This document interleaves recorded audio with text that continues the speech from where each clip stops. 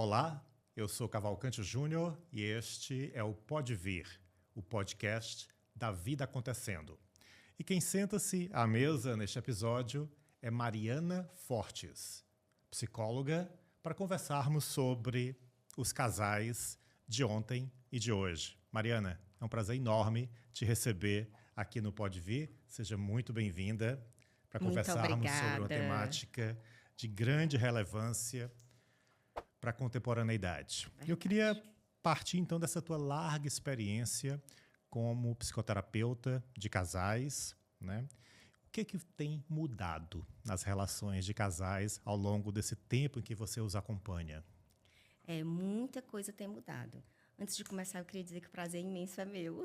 Muito obrigada pelo convite. Eu sempre acho muito boa a oportunidade de falar sobre as relações, sobre os casais, porque isso ainda é muito pouco conhecido, né? Os casais de ontem para os casais de hoje, houve uma mudança muito grande. Eu estou há mais ou menos 15 anos nessa caminhada, ouvindo só casais, né? Eu atendo casais e adultos individuais, mas a minha maior clientela é de casais. E os casais, antigamente, eles tinham uma demanda muito domiciliar. Era muito uma questão de briga na relação, ou brigas entre a família. Eram casais que não falavam sobre si, não se olhavam e, principalmente, não falavam sobre os seus desejos. Hoje, nós temos casais que esses casais de hoje ampliaram os seus desejos. Hoje são pessoas que pensam sobre si e, principalmente, as mulheres agora são protagonistas também nessa relação. Há mais ou menos 15 anos atrás, a gente tinha uma submissão feminina ainda muito grande, mulheres silenciadas, mulheres que não conseguiam falar. Hoje, essa demanda das mulheres está muito grande. Então, hoje, nós temos homens também insatisfeitos nos casamentos. Homens que estão inconformados com esse novo momento dessas mulheres tão desejantes, tão donas de si. Então, a grande mudança foi essa. A qualidade da comunicação mudou. Totalmente. Na realidade, Cavalcante, eu acho que a comunicação é a grande ferida das relações. As pessoas Humanas. não conseguem... Sim, das relações como um todo, né? Todo dia eu estava brincando com a supervisora que me acompanha, dizendo a ela que eu queria mudar, não queria mais ser terapeuta de casais, eu queria ser terapeuta de relações, porque acaba sendo isso, né? O casal chega no consultório, trabalha a comunicação do casal, ou do trisal, ou da relação de poliamor, porque hoje a gente atende todas as relações. Vou já chegar nesse tema também. E aí, essa melhoria interna do sujeito reverbera dentro de casa. Então, ele se comunica melhor com os filhos, se comunica melhor no trabalho. A comunicação é realmente a ferida. E quais são os desafios maiores que os casais estão enfrentando hoje, nas relações atuais? Eu acho que o maior desafio hoje, voltando a falar dos desejos, né, que somos seres muito desejantes, então estamos o tempo todo atravessados por essa mídia social, que hoje ela entra na nossa casa, entra na nossa cabeça o tempo todo. Isso estimula muito o desejo. O maior desafio hoje é a gente fazer uma balança, assim, saber encontrar um equilíbrio entre ter e perder. Desejo outro, mas desejar esse outro me coloca em risco de perder a pessoa que eu tenho. Então, o maior desafio hoje é esse equilíbrio, porque você se relaciona, mesmo que superficialmente, com 1 milhão de pessoas. Isso não existia antes. Suas relações sociais antes eram trabalho, família, e se você tivesse uma religião, a religião. Hoje, isso se ampliou de uma forma indescritível e sem olhar de ninguém. Então, as relações, elas aumentaram muito. Não estou dizendo que aumentou a qualidade dessas relações, mas as condições, sim. Então, lidar com esse desejo, manter o que os casais chamam de fidelidade, é um grande desafio. Então, esse desejo, ele fragiliza a relação? Muitas vezes, sim. Porque o que acontece? A gente está passando por... Eu penso que a nossa sociedade, assim como as relações, estão passando por um processo de mudança. Essa coisa de liberdade do desejo é muito novo ainda para a gente. Então, muitas vezes, eu vejo as pessoas se perdendo nessa liberdade desse desejo. Porque não é porque você deseja que você vai estar realizando. A gente tem que ter um cuidado com isso. De onde vem esse desejo? É um desejo que tem um fundamento ou não? É uma coisa passageira ou não? Vale a pena eu arriscar o que eu tenho? O que eu tenho ainda é valioso ou eu estou acomodado? Toda essa flexibilidade de pensamento precisa ser feita. Só que as pessoas não têm ainda condição de fazer, entende? Eu assisti recentemente a uma fala tua que caminha nessa linha sobre o tempo da relação, a relação duradoura. Né? Então, resgata um pouquinho para a gente daquele conteúdo que eu considerei tão importante na tua fala. Será que eu me lembro? O que faz uma relação ser duradoura hoje? Isso. O que eu lembro, foi um vídeo que eu fiz para o Instagram, né? O que me motivou a fazer aquele vídeo é porque me chegam pessoas ainda, mesmo independente da idade, muito presas a uma fantasia de uma relação perfeita. E as relações duradouras estão longe de ser perfeitas. As pessoas ainda trazem muito a ideia de uma coisa romântica, sabe? Daquele romanticismo adoecido, pré-fabricado, onde o outro vem pronto para você, onde a relação só é boa e só é saudável se for de dois iguais. E, na realidade, não tem nada disso. Uma relação duradoura ela é construída no dia a dia. Ela é construída através dos desgastes, através dos momentos que você se mostra, dos nossos erros e acertos, da vontade de estar junto. Então, isso é o que é preponderante para uma relação ser duradoura. É você querer estar junto daquela pessoa e estar aberto a fazer os ajustes. Assim, eu acho então, que a relação duradoura ela não é uma relação perfeita. De jeito ela é cheia nenhum. de imperfeições. Relação... Mas essas imperfeições elas são explicitadas, elas são conversadas. É isso? Isso. Uma relação duradoura, ela jamais é perfeita. Por quê? Porque a perfeição, para uma relação, ela não existe. Ela é fantasiosa. A relação, ela é muito gostosa e muito boa de ser vivida, mas ela precisa de ajustes. Ela precisa que um ceda, ela precisa que o outro se olhe, que a gente reavalie o que é realmente importante, que a gente se olhe para entender os nossos limites. E isso é desgastante. Isso é difícil, né? Conversas difíceis, elas são dolorosas. Mas sem esses ajustes, sem essas conversas difíceis, a relação se esvai. Porque ela fica esvaziada mesmo, ela vai perdendo sentido. E aí o casal vai se distanciando e a relação acaba. E hoje, né, você está encontrando no teu consultório novas composições, né, de relações. Então, há 30 anos, quando eu me formei, nós falávamos somente de casal. Mas hoje nós temos trisal, nós temos poliamor. Como é que essas novas composições são compreendidas por você profissionalmente? Veja só, quando me chegou o primeiro, eu não tive a chance de começar a atender assim, um casal, aí relações abertas, aí depois um trisal, depois um poliamor, assim, bem escalonadinho. Me chegou de uma vez um caso de poliamor. E aquilo foi, para mim, um divisor de águas. Porque até então eu pensava assim, um pensamento bem bináriozinho, homem e mulher, homem e mulher. Essa foi a tua formação também? Foi, né? Eu sou... Da psicologia clássica? Sim, sou formada há 20 anos. Né? Então, todo esse movimento de mudança é muito recente. Está sendo muito rápido. Então, a gente está precisando ainda se entender um pouco. E quando chega um paciente novo, um caso desse novo, é um desafio. Né? Então, eu fui precisar... Aliás, eu desmistifico o meu pensamento todos os dias. E eu reaprendo todos os dias uma nova forma de olhar para as relações como um todo, né? Isso é importantíssimo, escutem. A profissional ela reaprende todos os dias uma forma de olhar para as relações. Sim. Eu sou muito apaixonada pelo meu trabalho, acho que por isso.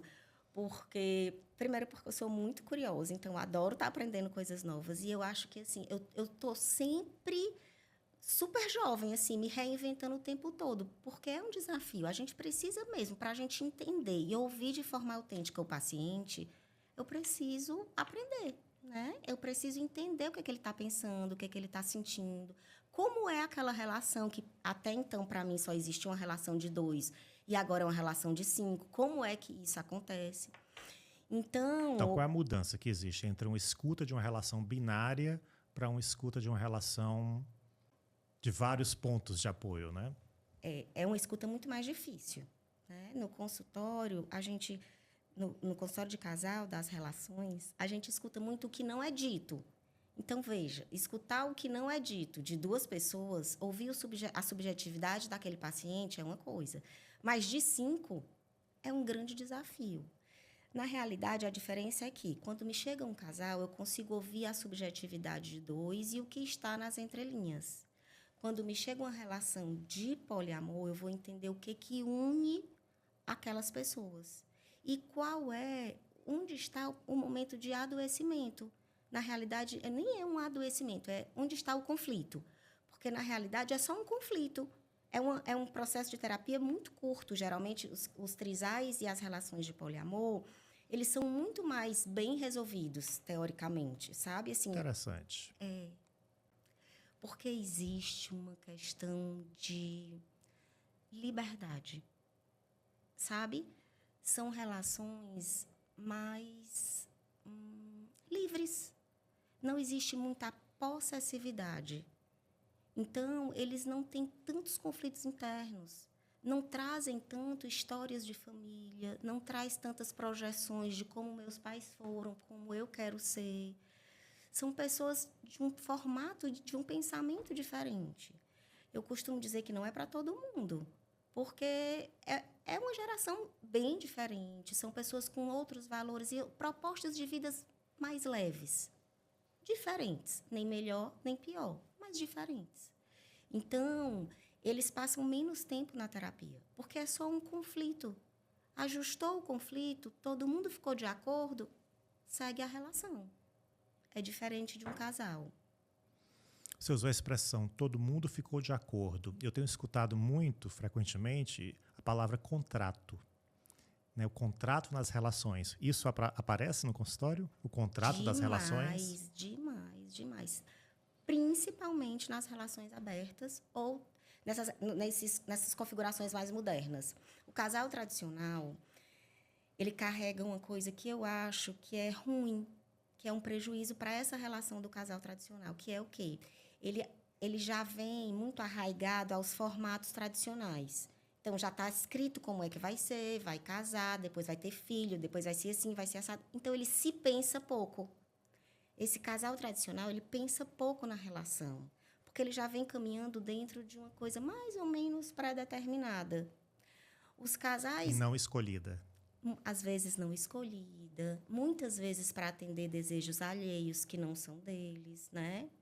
Muitas vezes para ter um espaço na sociedade, porque é um absurdo, mas isso ainda existe, né? A mulher casada, ela foi escolhida, então ela tem um valor. A mulher solteira, ela não tem esse valor. Então, ainda se casa por isso também. É um formato muito diferente. As relações mais modernas, as pessoas que se propõem a relações abertas, ou um trisal, ou um poliamor, são pessoas que pensaram muito em si, têm um nível de autoconhecimento bom, conhecem o seu desejo. Então, é muito mais fácil que essas relações tenham contratos bem definidos, contratos claros para todas as partes e, principalmente, eles refazem muito esses contratos, o que é muito legal, entende? Existe uma faixa etária para esta relação aberta? Um predomínio de uma faixa etária? São casais ou trisais mais jovens ou não? Olha, assim, da minha experiência, eu só atendi pessoas jovens. Eu nunca atendi ninguém que se propusesse a uma relação aberta ou uma relação de trisal, nem de poliamor, com mais de 40 anos, por exemplo. Porque é muito novo mesmo, né? Então, são valores jovens também. Sim. Eu acho que está todo mundo aprendendo. E muito rapidamente, numa velocidade que é muito difícil, às vezes, até acompanhar profissionalmente ou socialmente, não é? Sem dúvida. Porque a gente não está falando de um aprendizado cognitivo, né? É um aprendizado emocional. Isso leva muito tempo. Então, ainda é uma construção mesmo. Assim, é um aprendizado de dentro para fora e de fora para dentro. Nós estamos conversando com a psicóloga Mariana Fortes, que é psicoterapeuta de casais e psicoterapeuta de adultos. E agora nós vamos para o nosso intervalo literário, quando a gente pede à nossa convidada que traga um livro para compartilhar com vocês. Mariana, qual foi a tua escolha? A minha escolha foi esse livro, não sei se você conhece, chama Mostra Arroz aqui pra de gente, Palma. por favor. O Arroz de Palma, de Francisco Azevedo. Não conheço. Novidade. Pronto, então vale a pena conhecer. Esse livro é lindo, é uma literatura, é um romance, e ele é um senhor, e ele vai receber a família para um almoço, e ele vai fazer várias reflexões. Então, esse livro, ele fala, assim, com a precisão e com a sensibilidade das relações, que é quase uma poesia. E tem uma frase, uma das últimas frases dele, que ele diz assim, que a família não é um prato feito. A família é um prato misturado, é uma mistura de tudo que se vai comendo durante o dia e, no final, ficou aquele resto e você mistura tudo. E é muito isso, as relações são isso, né? Ele fala da família, mas eu trago para as relações, assim. As relações, o resultado de uma relação é uma construção de tudo que eu vivi, com tudo que o outro viveu, e a gente vai juntar aquilo para ver o que dá. Por isso que eu gosto muito desse livro. Aí eu pensei em trazer vários. Não, vou levar o Arroz de Palma, porque ele é lindo. Então fica a sugestão, Fica. O Arroz de Palma, de Francisco Azevedo, publicado pela editora Record. É. Mariana, voltando para a tua experiência como profissional de indivíduos e de casais, talvez muita gente esteja se perguntando agora, ao nos ouvir, qual é o momento de fazer a psicoterapia individual ou fazer a psicoterapia de casal se você estiver em uma relação? Então, eu gosto de dizer que as duas caminham muito juntas. A terapia individual, na grande maioria das vezes, ela suscita a terapia de casal e vice-versa. É muito comum o paciente estar na terapia de casal e escolher ou ser indicado por mim para a terapia individual. Porém, uma coisa não depende da outra. Não é obrigado você estar na individual para ir de casal, para ir para a de casal. O que acontece, assim, a grande diferença é que, quando me chega um paciente individual, eu vou ouvir aquele paciente, as demandas que ele traz. Quando o casal me chega, eu não escuto nenhum nem outro. O meu paciente é aquela relação. É aquilo que atravessa os dois, que faz os dois se amarem e quererem estar juntos ou não. Ou exatamente o que é de repulsa dos dois. Então, a minha escuta ela é diferente. Eu não vou escutar um e outro. Eu vou escutar a relação deles dois. Onde um atravessa o outro, sabe? Essa é a grande diferença. Então está aí a sugestão da profissional Mariana Fortes. Mariana, você usou a palavra agora amor. Eu queria tocar nesta palavra. O amor, ele tem mudado no consultório? Tem. Ele tem mudado. Mas tudo que eu falo está atravessado pelas minhas crenças, né? E eu sou uma romântica inveterada. Eu acredito no amor. Então, eu percebo que o amor tem mudado, sim. Mas o amor tem mudado de uma forma boa, porque as pessoas estão buscando um amor mais verdadeiro, um amor mais autêntico. Mas as relações estão muito mais fluidas. Ok, mas as pessoas estão tentando se entender, as pessoas estão se olhando. Veja só, eu falo de uma amostragem pequena porque é de uma amostragem que me chega. Claro. Né? Essa minha opinião não está baseada no mundo total. Mas dentro da vivência que eu tenho de consultório, eu tenho alguns sinais para dizer que o amor está mudando e que está mudando para melhor. Que as pessoas estão buscando amar de uma forma mais verdadeira, sabe? Mariana, mas por que tu diz isso? Veja só. É isso que eu queria aprofundar também. Você usou a palavra amor verdadeiro, amor autêntico. O que são essas formas de amor? Como é que elas se diferenciam de outras? Vamos lá. Anteriormente, eu recebia quem eram os casais que me chegavam. Ou casais que tinham problema com os filhos e não estavam sabendo lidar. Isso há, vamos dizer, 10 anos atrás. Ou casais que já tinham se desgastado tanto que chegavam na terapia de casal, mas já não conseguiam mais nem se olhar. E aí você ia vendo que, na realidade, aqueles casais pouco se conheciam. Eram casais que estavam juntos, que foram apaixonados, no começo da história deles, mas que no meio tempo eles se perderam. Geralmente, casais que os filhos estavam na faixa de 16, 18 anos, ganhando independência, eles estavam numa época de estabilidade profissional, mas estavam perdidos um do outro. A conexão que tinha lá atrás se perdeu. Hoje, eu vejo casais cuidando da relação muito mais cedo. Hoje, eu recebo muito noivos, que é uma coisa interessantíssima. Muito interessante. Né? Noivos. Eu recebo casais de namorados que chegam dizendo assim, a gente quer entender o que é que aconteceu com a gente. Até para uma relação futura. Então, eu estou vendo pessoas buscarem cuidar mais disso que eles chamam de relação e que eu nomeio de amor.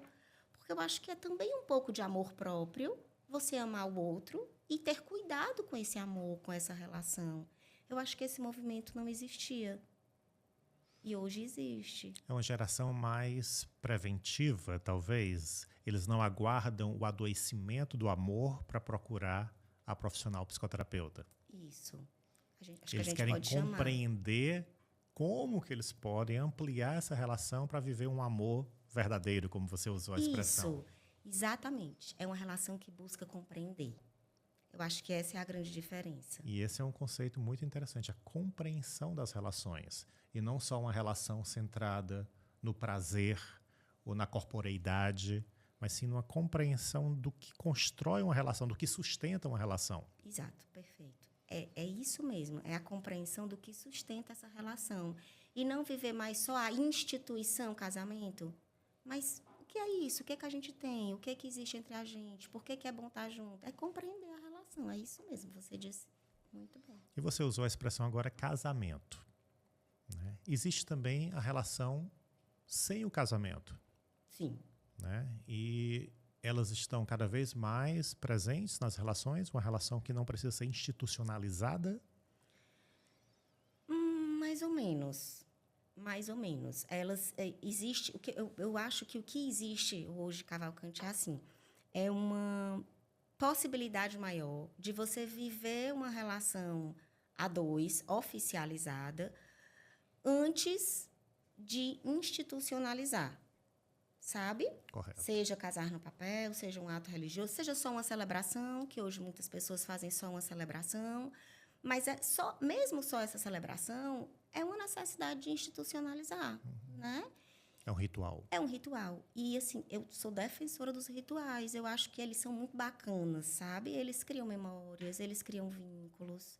Então, o casamento em si, ele mudou, mas eu não acho que as pessoas deixaram de querer casar, sabe? Elas casam de outras formas. De outras formas. Como você falou, a cerimônia. Isso. Né? Que são cada vez mais frequentes e são belíssimas e são carregadas de muito significado, muita beleza, muita memória.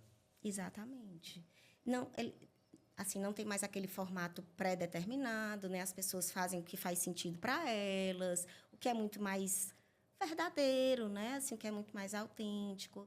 E a união ela é muito mais vivida. Esse momento da celebração simboliza muito mais uma união do que propriamente um casamento. Mas existe um casamento num ritual mais tradicional, né?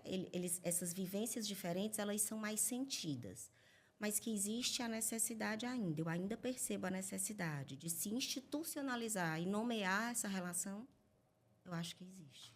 Se a gente fizesse uma nuvem de palavras, aquelas que foram mais repetidas aqui, eu diria que autenticidade, o autêntico e o verdadeiro foram as palavras que você mais repetiu.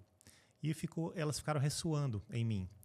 E a curiosidade que eu tenho é essa autenticidade, essa verdade que sustenta uma relação feliz?